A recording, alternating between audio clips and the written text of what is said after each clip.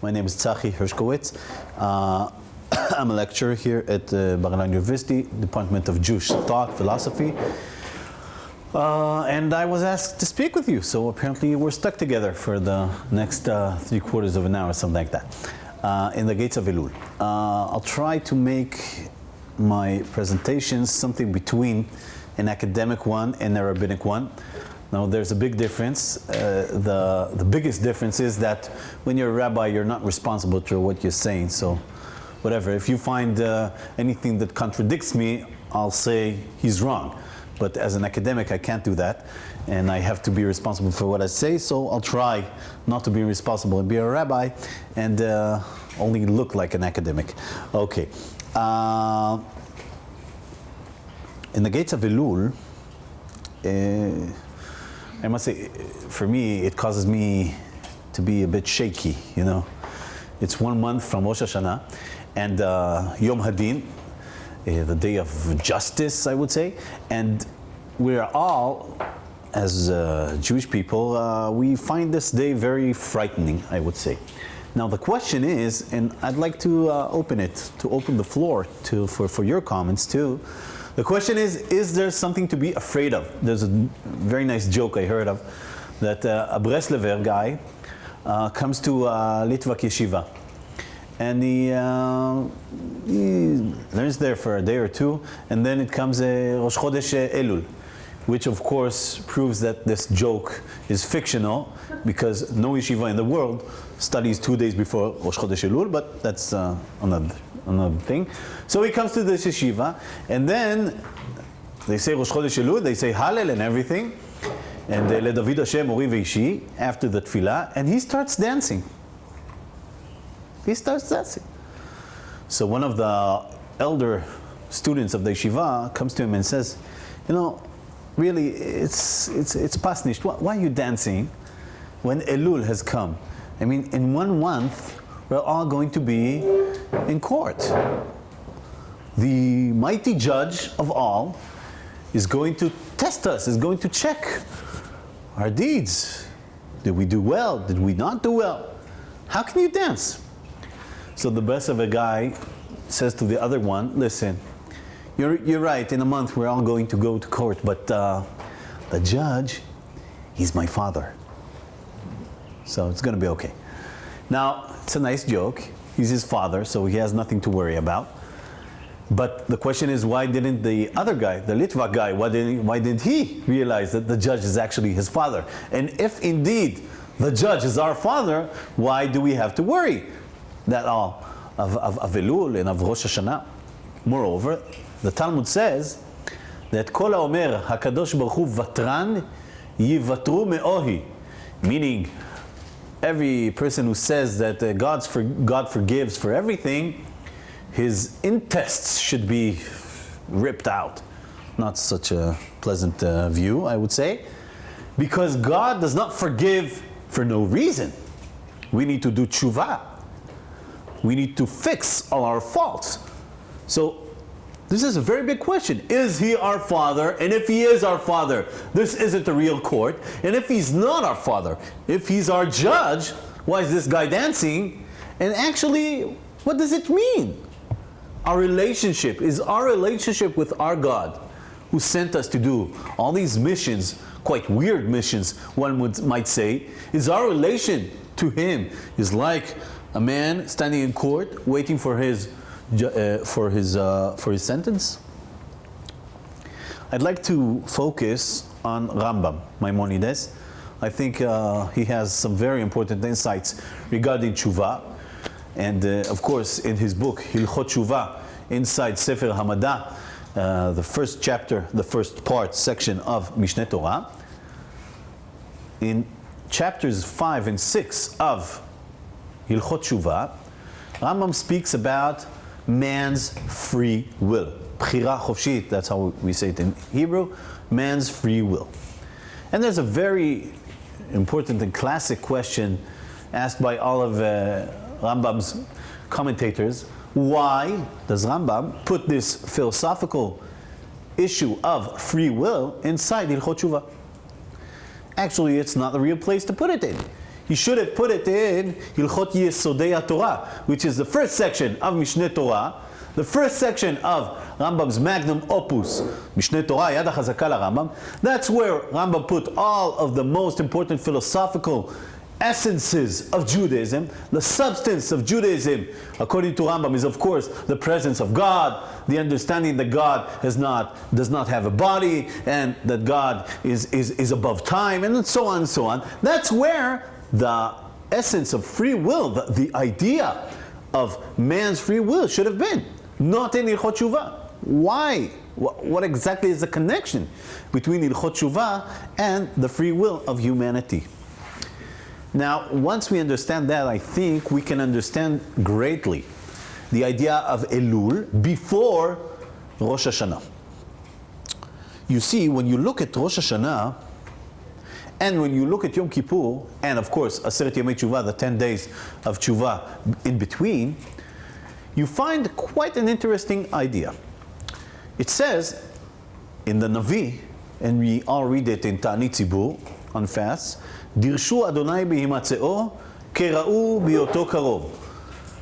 Ask for God when He is near, ask for God when He is present, call to Him when He is near. Dirshu Adonai bihimatzeo kera'u biyoto karov.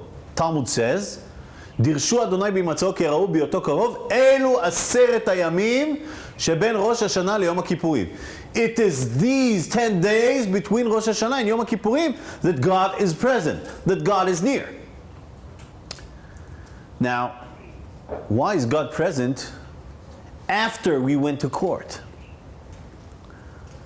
We'd like Him to be there before we're going to court. We want to speak with God before our sentence, not after it.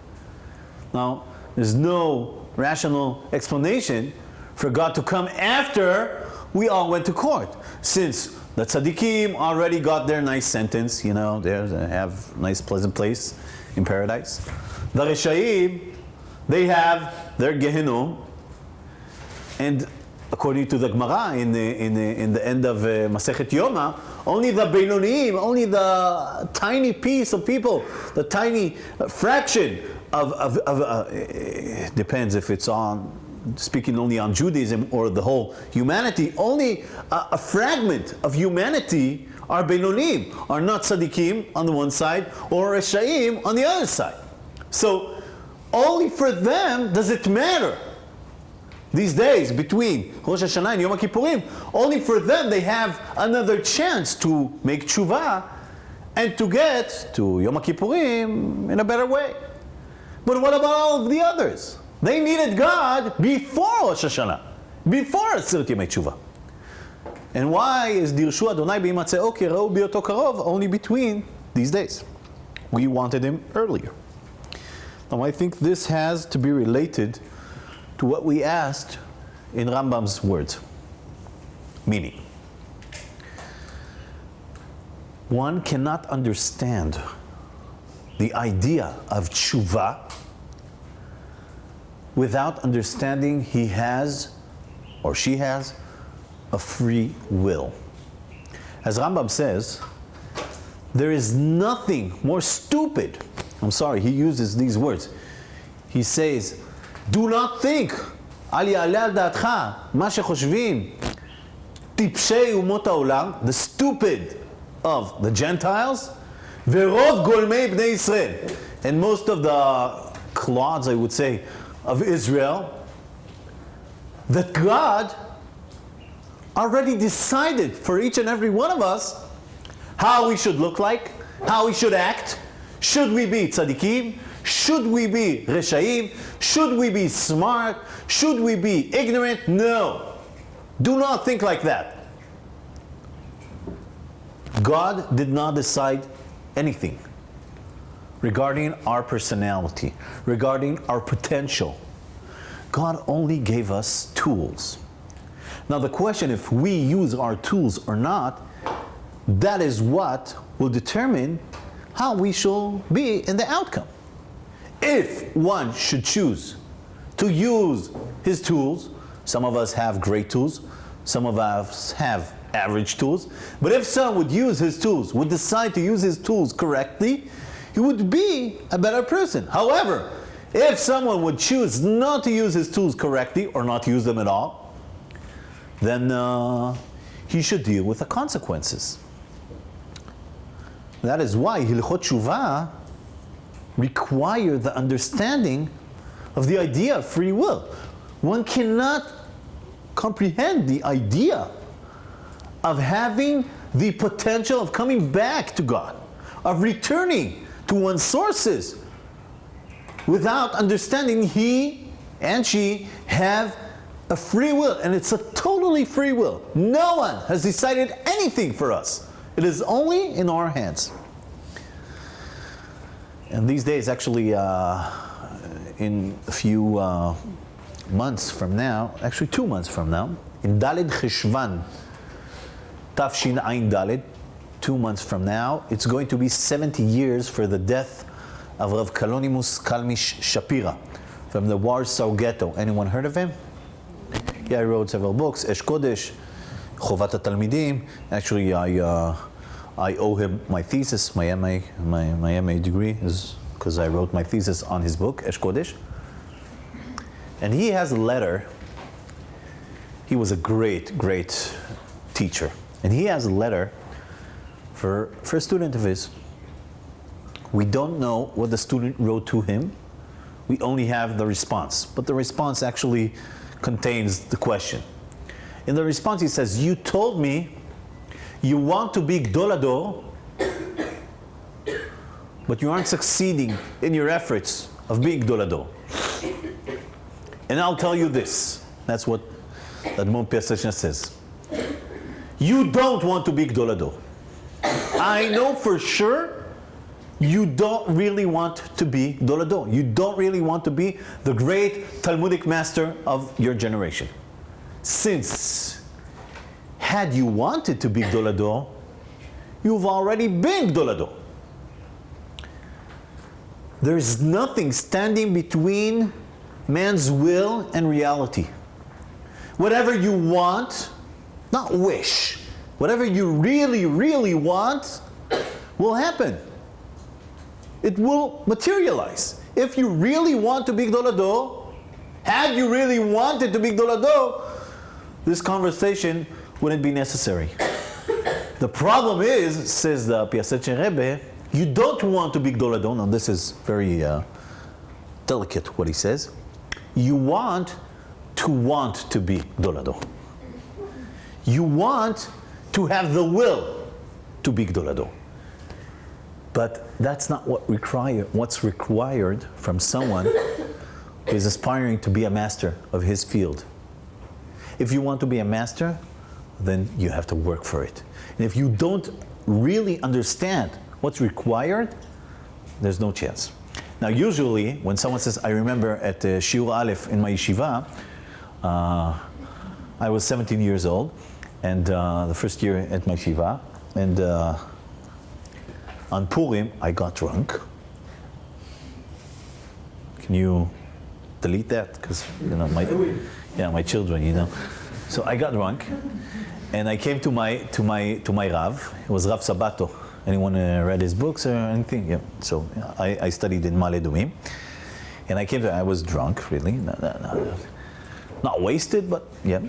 And I told him, listen, I want to be Gdol Hador. Yeah, well, I was drunk. So I want to be Gdol Hador. So he left. He said, I asked him for a blessing, of course. So he said, I can't bless you to be Gdol Hador. You need to decide, you'll be Gdol Hador. After a few years, it reminded me of the very important story of the Rav Soloveitchik, when a person approached him and asked him to bless him. So you know what he answered? He said, why? Are you an apple? I mean, yeah. So it's kind of the same response. I can't bless you. You can't be Gdol Hador because I'll bless you. You need to want to be Gdol Hador. But the Piaseczna Rebbe was a bit more cruel, I would say, or a bit more sincere. And when he spoke with his student, he said, you don't really want it. There's no difference between what a person wants and what he will be. I would even say it's more than that. Whatever a person is actually what he wanted. Now, there's another story which can help us here. There's a guy coming to his Rebbe and telling him, listen, Rebbe, I want you to bless my child to be a Talmid Chochem. So the Rebbe asks him, how do you educate him? He says, listen, I work 3 jobs. I have 3 jobs. Because I'm paying for tutors for this child. He's only 4 years old. From 7 in the morning to 8 at evening, 8 p.m., he has tutors teaching him everything. Of course, Aleph Bet, afterwards Chumash, Mishnah. He already studies Talmud. He knows Tosfot Ba'al Peh. He knows everything by heart. He's a great student, and he studies more and more. So the Rebbe asks him, do you have a chavruta with your child? So he says, no, come on, I need to work 3 jobs. And did your child ever see you study by your own? He says, come on, Rebbe, I need to work 3 jobs. And you hear my word, 3 jobs. I work 18 hours a day. So the Rebbe says, let me tell you how your child will look like in 40 years from now. He's going to work 3 jobs. He's going to work 18 hours a day for his son to study. And let me tell you how your grandson will look like in 80 years from now. He's going to work 3 jobs, like his father did and like his grandfather did. He's going to work 18 hours a day in order to finance his Ben Yakir, his very dear child, to finance his studies. And why is that? Because we need to decide what's good for us. We need to decide where we want to be, and that is what we reflect to the next generations, and especially to our children. You cannot wish to be something and work as if you don't want to be that something and expect your wishes to materialize. That won't happen. Because what you want is what will happen. And what didn't happen usually means you didn't really want it. Now, when we speak about tshuva, we need to want tshuva. It's not only to recite a few words. It's not enough to do a few good deeds now and expect this to actually affect my whole year from now on. Tshuva is a very hard work. And its essence is that you should believe you have the power to change your life, to take your life in your hands and change them to a better place.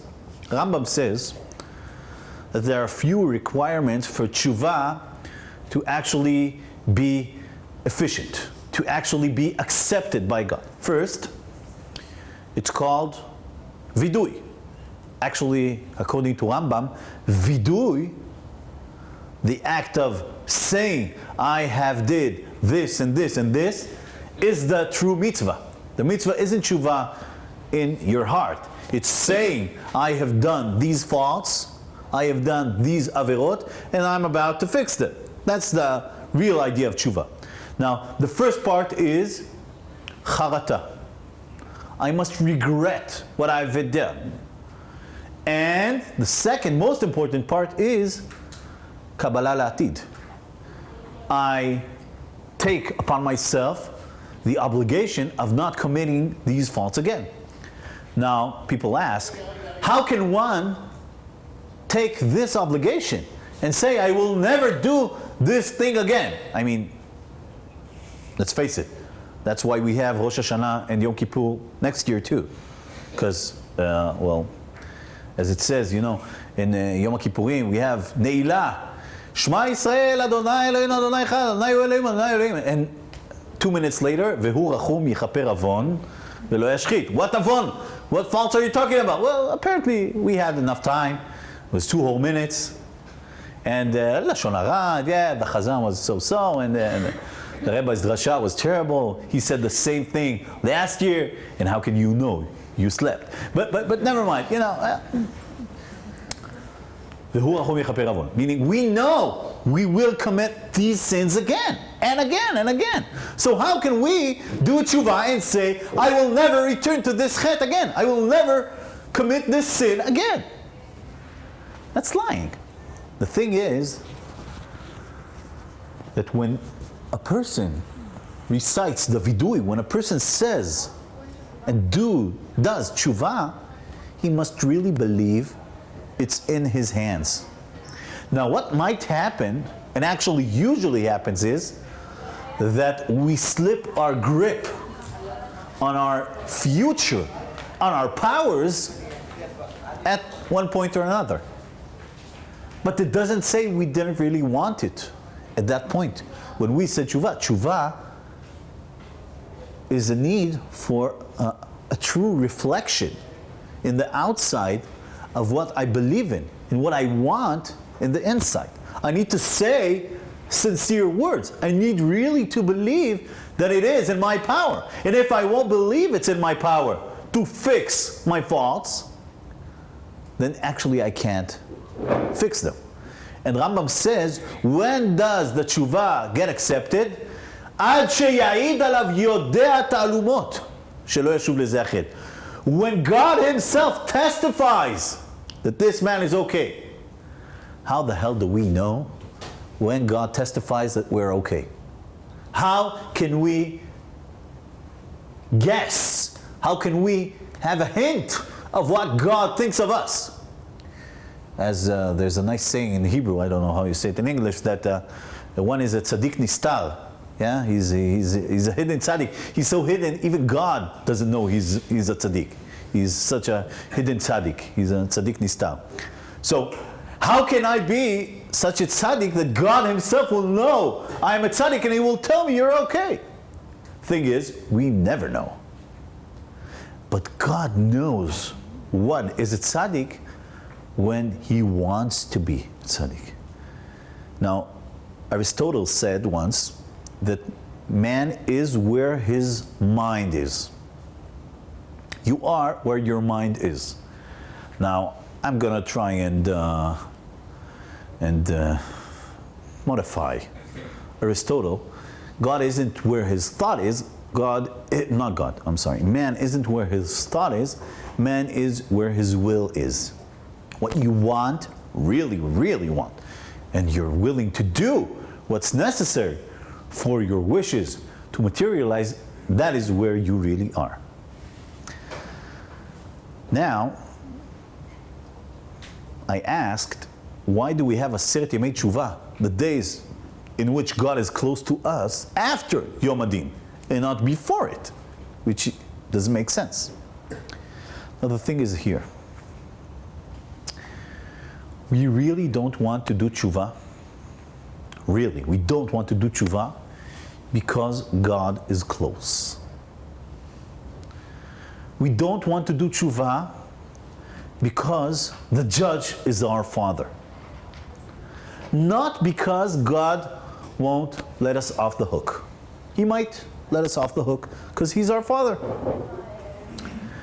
But the true tshuva is the tshuva that comes from the person's free and true will.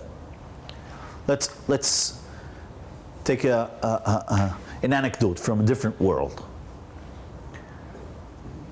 Any of you have kids? No, I guess not. Not yet. I'm sorry. Well, you're all here together, so supposedly it is one of the ideas, I guess. Yeah? Well, hopefully. Yeah. Bezrat Hashem. I wish you all. Okay. Who said that? No, stop. When you have kids, Bezrat Hashem, when your child tries to learn how to stand or how to walk, okay, when children try to learn how to walk, they usually fall down. And I'm not only talking about one or two instances. It happens again and again and again. Now, the most terrible thing a parent can do when he sees his child falling when trying to walk is to help him. You can't help your children walk by themselves. Only ill people need to be helped how to walk. You can't help him. Because your child needs to understand walking is his task. That's a child's task if he's 1 year old or something like that. Depends how lazy he is. But if we try to walk for him, then what we actually do is we endanger our child's abilities of walking all by himself. Now the same thing happens again and again when you as a parent are challenged with numerous challenges of how to let your children grow up.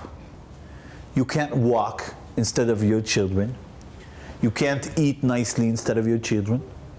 You can't go to school instead of your children. Hey, at last they can go to school and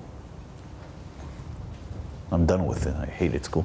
But it's their task and I can't do it for them. I can't make their homework for them. I can't have their social life for them. If my child has problems with friends, I can't be there for him instead of him. I can help him. I can aid him. I can listen to him.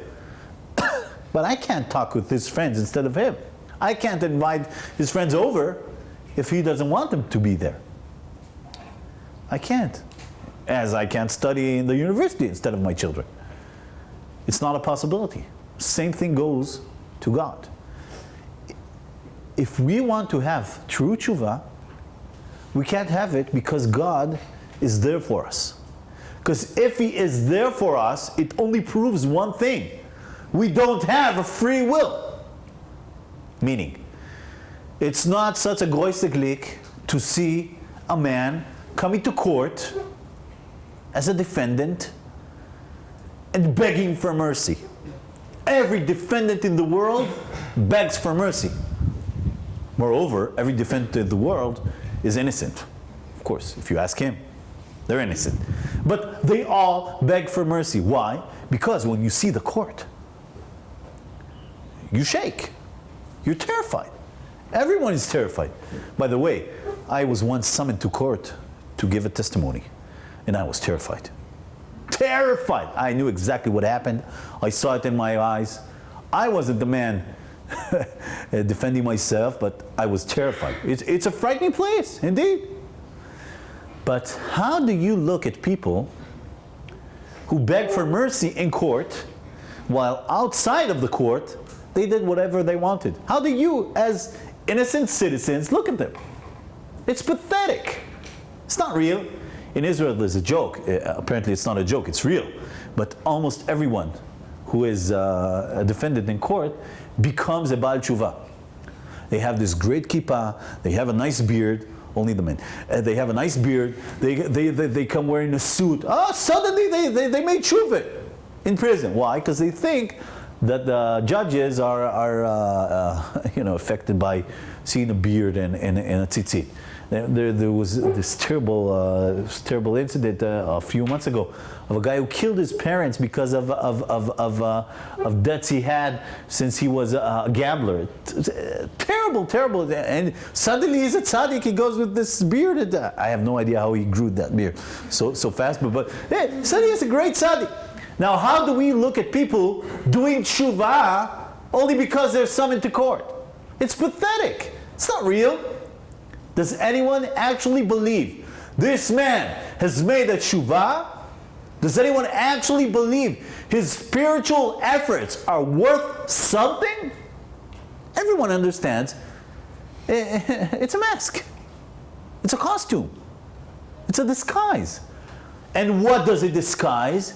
It disguises a person who can't take responsibility for his own life, for his own actions. I mean, as a judge, I would say, cut the whatever, and show me your true face. Say you're sorry.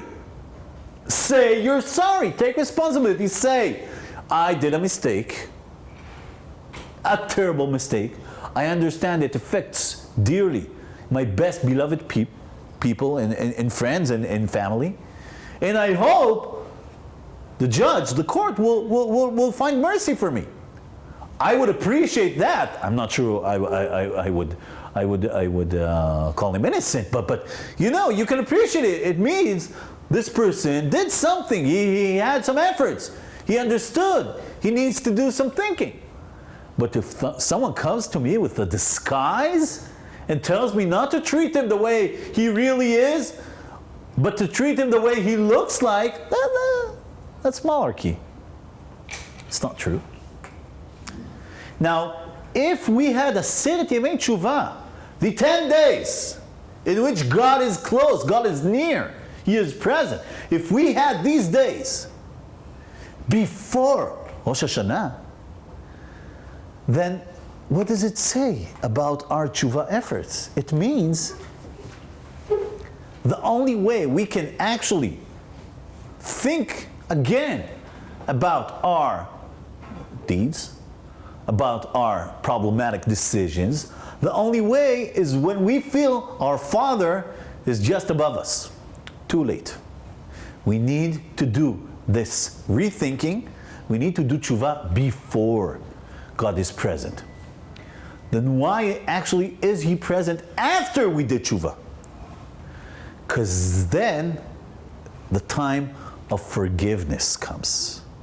Forgiveness and tshuva are two different things. Tshuva is what we need to do.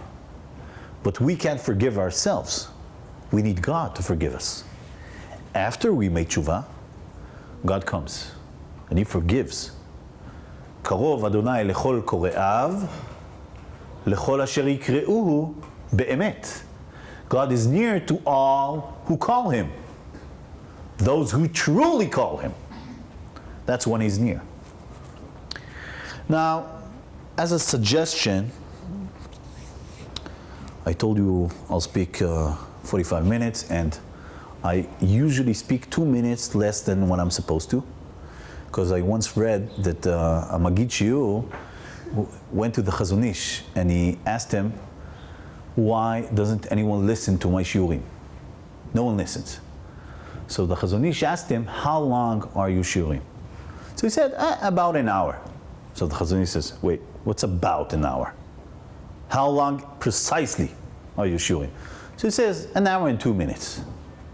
So the Chazon Ish says, well, that's exactly the reason why no one listens to your shiur. So the Magid Shiur says, wait. Had they not been listening to my last 2 minutes, I would agree.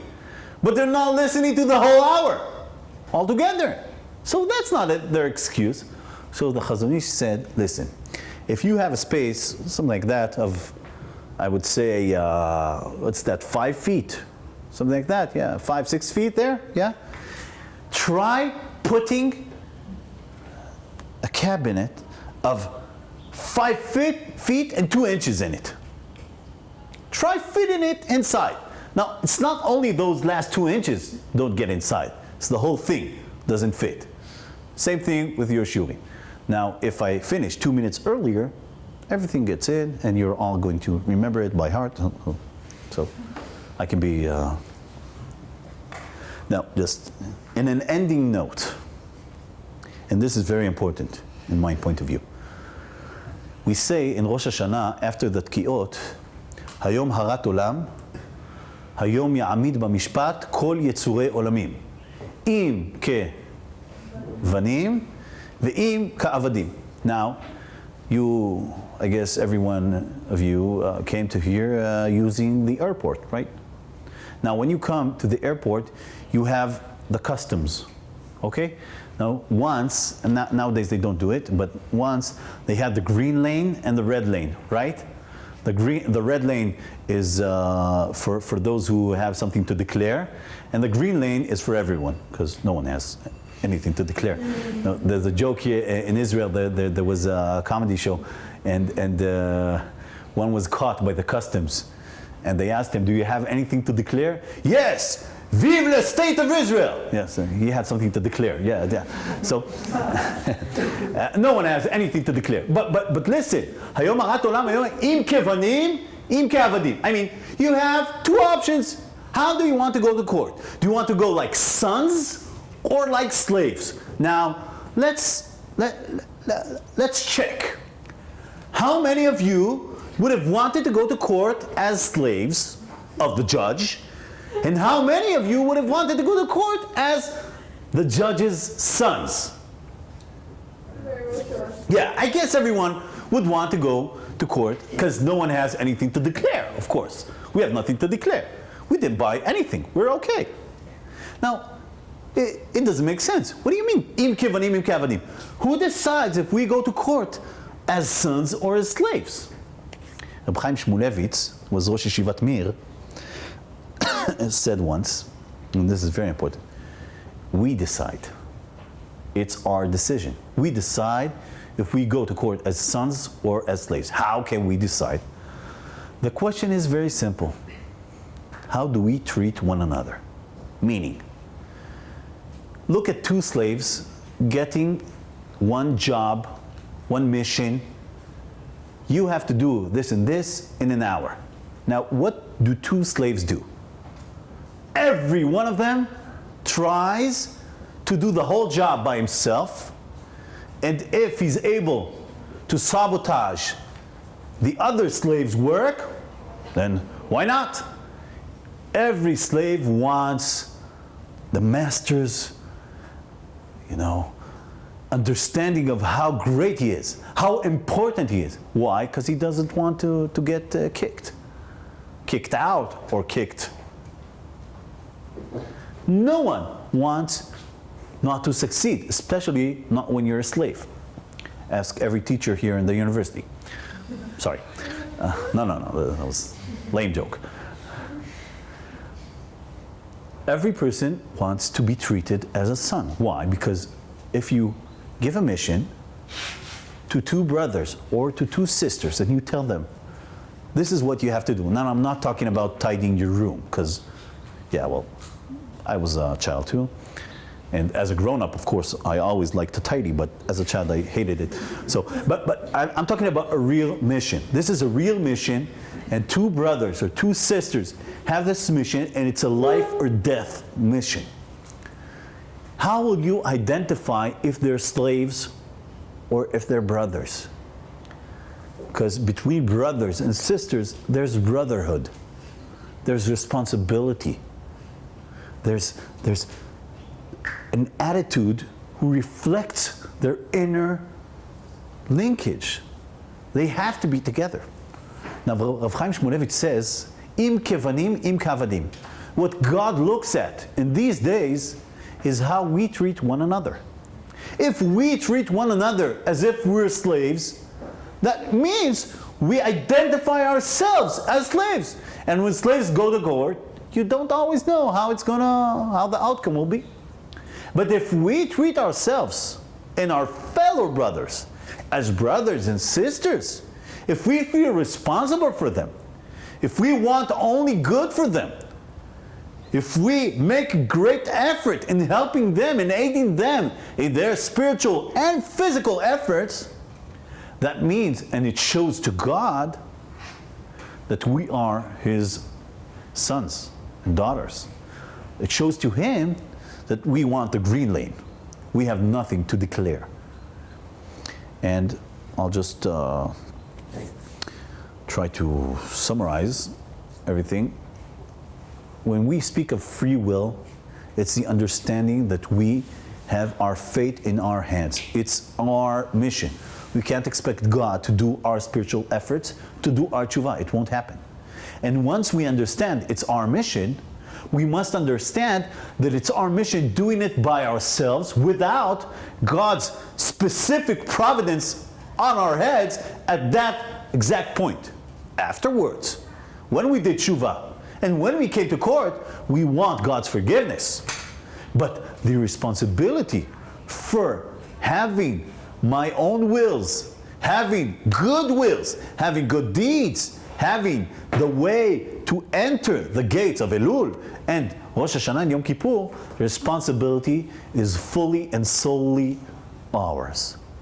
Once we take that responsibility and we use it correctly, and we come in front of God and in the face of God, that's when we're tested. Did we look at that mission as our mission, each and every one of us for himself, Or did we see it as a national mission?